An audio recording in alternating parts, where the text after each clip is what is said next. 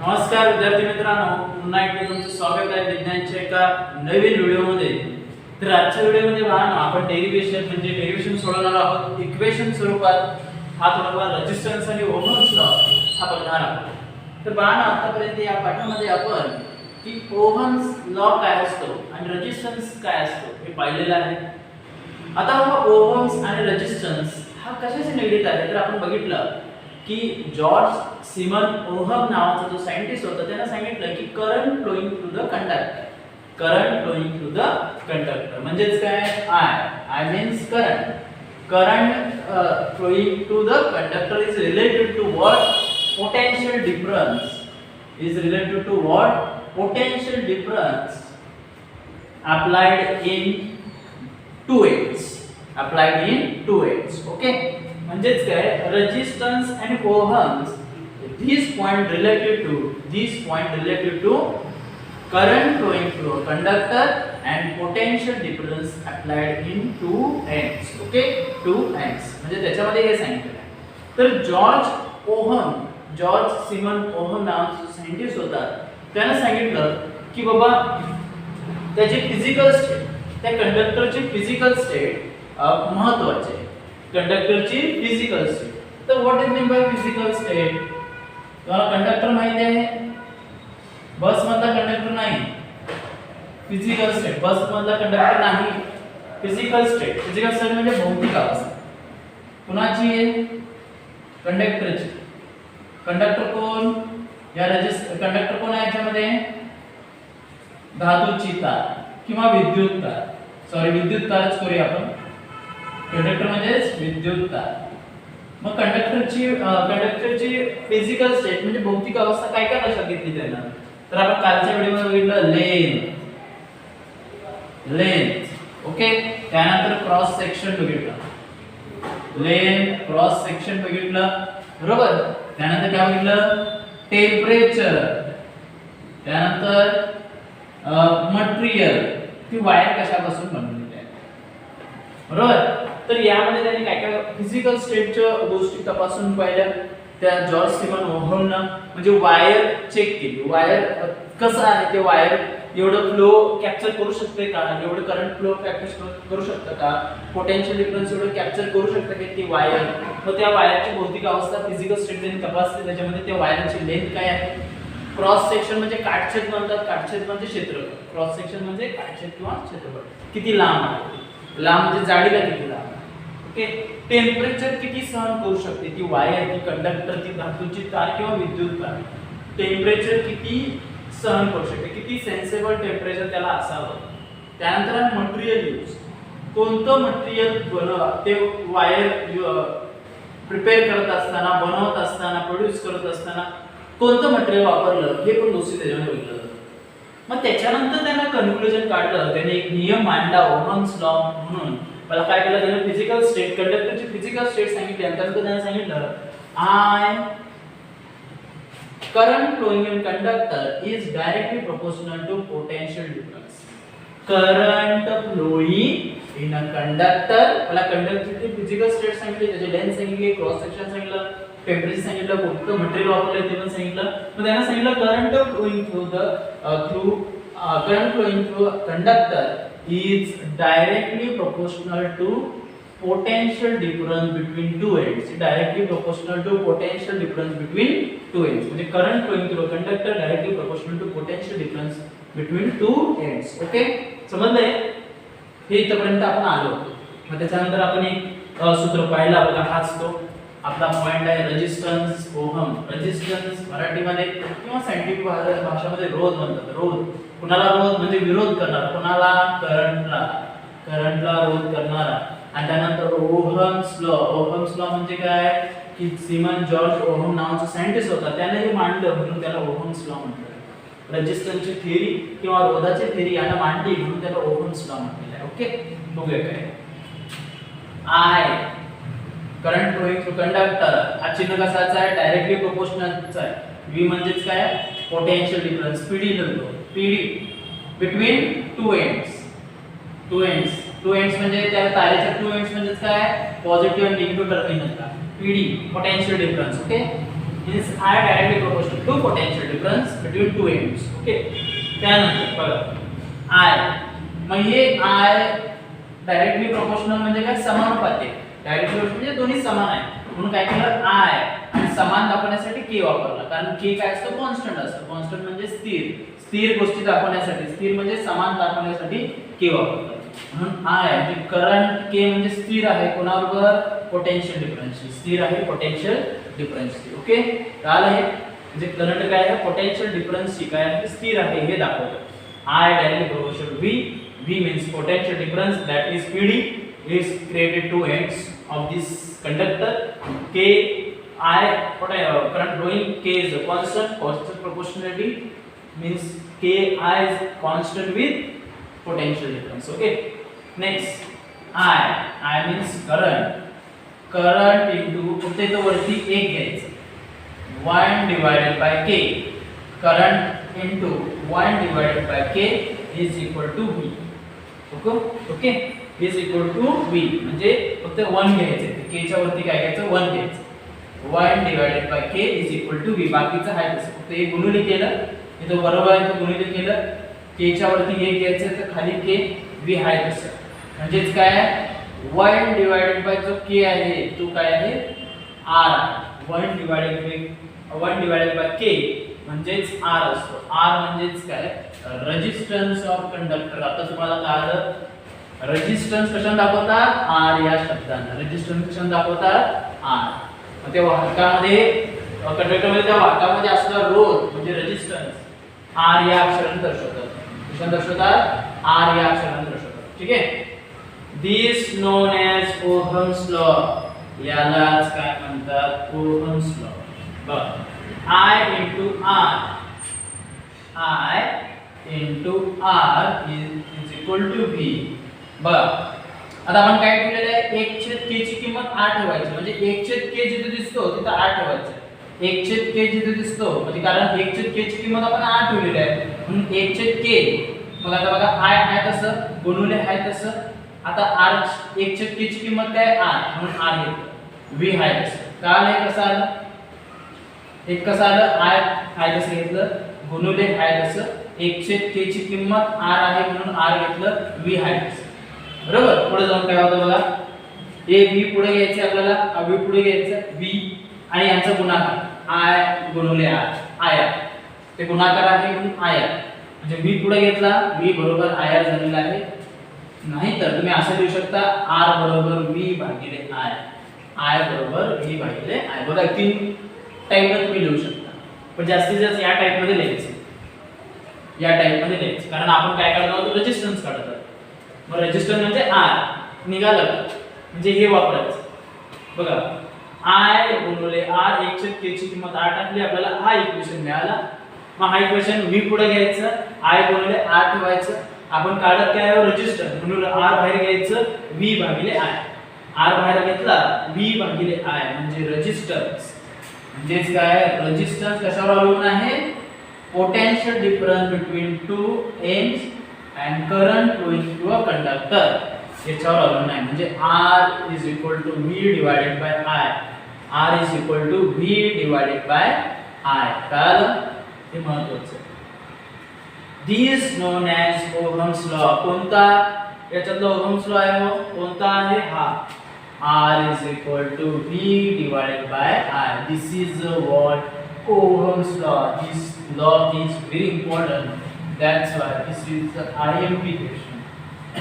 This is the IMP question. Okay? IMP आहे. R is equal to V divided by I. R म्हणजे resistance कशावर अवलंबून आहे, potential difference create two ends and conduct and current going through a conductor. Okay, काल हे पुढं 6. Potential difference and current are measured in volt. बघा, PD means potential difference. Current विद्युत धारा कशामध्ये मोजलं जातं, व्होल्ट मध्ये. कशामध्ये मोजतात, व्होल्ट मध्ये, आणि किंवा एम्पियर मध्ये. व्होल्ट आणि एम्पियर रिस्पेक्टिव्हली म्हणजे अनुक्रमे म्हणजे potential difference, current. Potential difference साठी काय वापरणार, व्होल्ट वापरणार. करंट साठी काय वापरणार, एम्पियर वापरणार. बरोबर, असं इथे लिहितो, तुम्हाला कन्फ्यूज नको. हा व्होल्ट कशासाठी, पोटेन्शियल डिफरन्स आहे. आय कशाचा हा एंपियर कशासाठी करंटसाठी व्होल्ट कशासाठी पोटेन्शियल डिफरन्स एंपियर कशासाठी विथ करंटसाठी रिस्पेक्टिव्हली म्हणजे अनुक्रमे potential difference volt current ampere this unit is called ohm तर या युनिटला काय म्हणतात ohm this unit is called ohm कारण आपण याच्यामध्ये दोन्ही गोष्टी आहेत ना हा रेजिस्टन्स करताना V आणि I दोन्ही महत्त्वाचे आहेत पोटेन्शियल डिफरन्स पण महत्त्वाचा आहे करंट पण महत्त्वाचा आहे म्हणून हे पोटेन्शियल डिफरन्स करंटचं काढताना व्होल्ट आणि एंपियर वापरलं व्होल्ट आणि एंपियर मग या दोन्ही युनिट्सला म्हणजे व्होल्ट आणि एंपियरला काय म्हणतात ओहम काय म्हणतात ओहम आणि हा वरचा जो दिसतो तुम्हाला हा काय ओहम्स लॉ ओहमचा नियम आणि ओहम ओहम म्हणजे मी विचारलं काय सांगणार पोटेन्शियल डिफरन्स आणि करंटचा जो युनिट आहे तो काय आहे एक व्होल्ट आहे एंपियर आहे त्या दोन्ही युनिटला काय म्हणतात ohm it indicate by symbol like this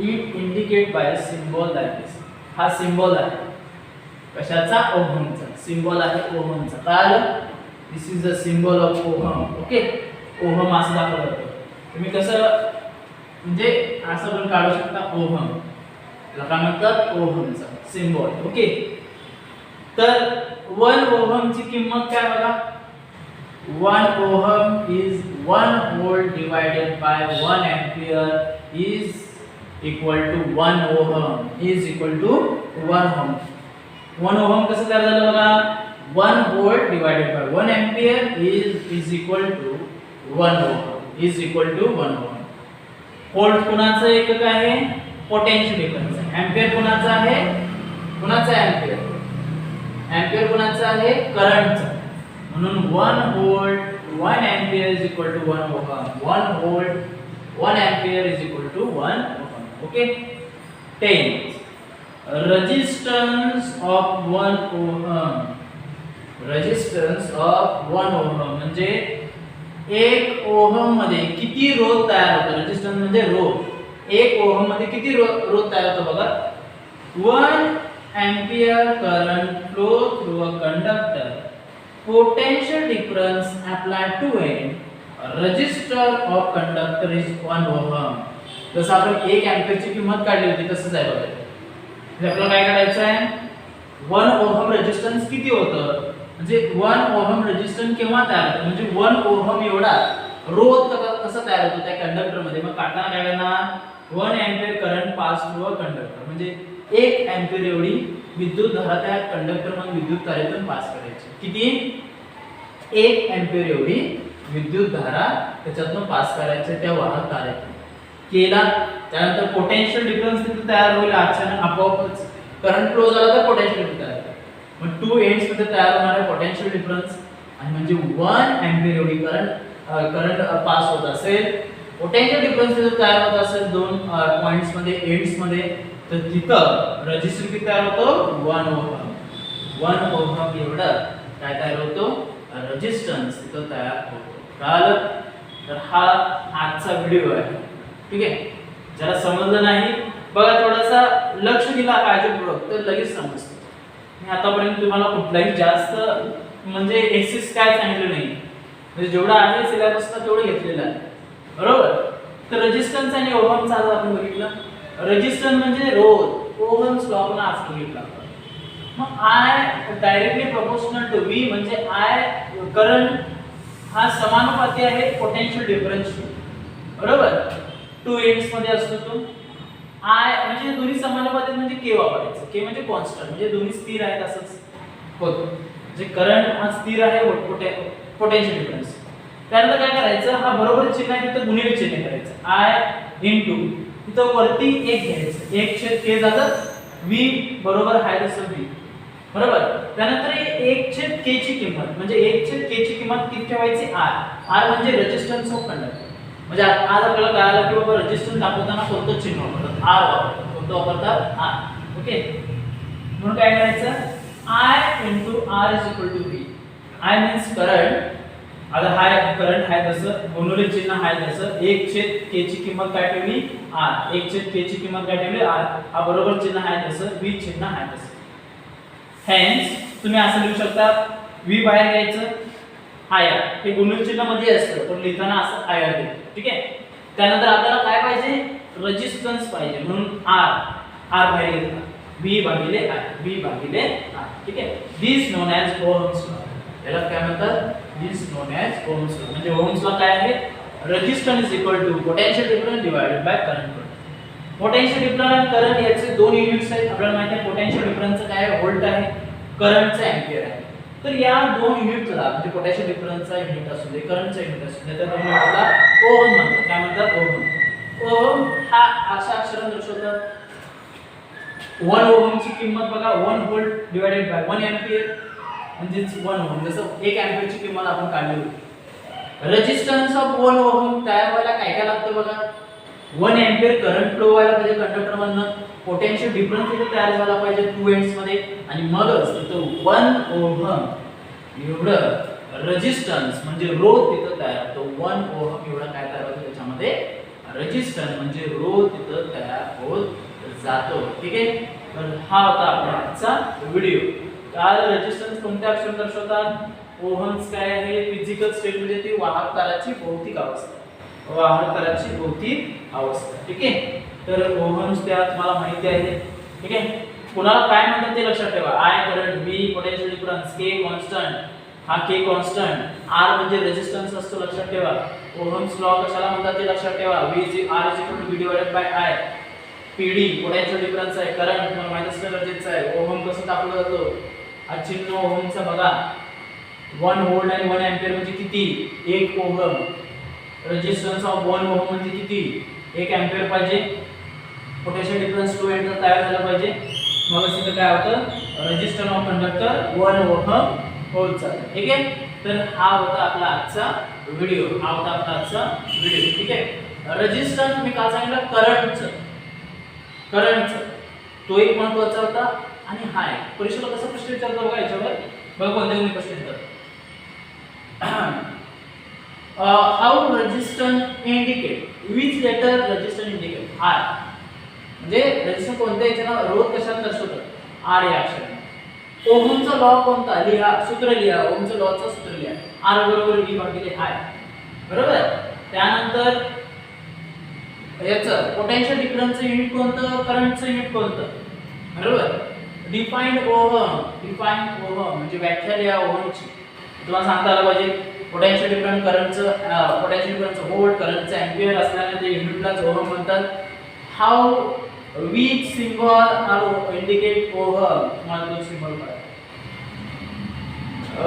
1 ohm is equal to what, रिकाम जागेला विचारतात. म्हणजे 1 ohm is equal to 1 volt divided by 1 ampere. 1 ampere. Okay. तर हे झालेलं आहे. What is the physical state of conductor, मग काय काय ना, length, cross section, temperature, material made from this wire. Okay. या सगळ्या गोष्टी बघितल्या जातात. ठीक आहे. सोपं आहे, काळजीपूर्वक लक्ष द्या. संबंध असेल दोनदा बघा, सगळं समजून जाईल. अभ्यासाला सुरुवात करा, पाठीमागचं प्रकरण करून ठेवा. टेस्ट लवकरच घेणार आहे मी. अजून थोडंसं प्रॉब्लेम होत आहे म्हणून घेत नाही मी. बघूया लवकरच तुम्हाला टेस्टची सूचना देण्यात येईल. अभ्यासाला सुरुवात करा. थँक्यू.